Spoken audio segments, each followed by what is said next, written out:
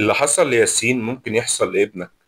اسمه ياسين، طفل زي أي طفل بيحب يضحك يلعب يجري.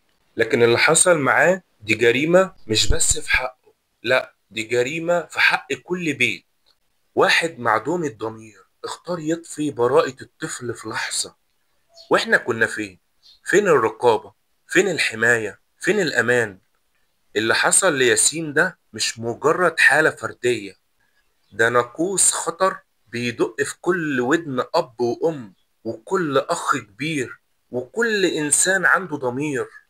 أطفالنا محتاجين حضن، محتاجين وعي، مش كل حد نسيبه معاهم، مش في أي مكان ينفع نسيبهم. لازم نتكلم معاهم، نفهمهم، نسمع لهم، نعلمهم يقولوا لأ ويجوا يحكوا من غير ما يخافوا. السكوت على التحرش ده جريمة. ابنك أمانة، لو ضاع مش هتعرف ترجعه. ربنا يرحمك يا ياسين ويسامحنا إننا ما قدرناش نحميك، بس لازم تكون آخر ضحية. لازم نقف ولازم نصحى. سلام.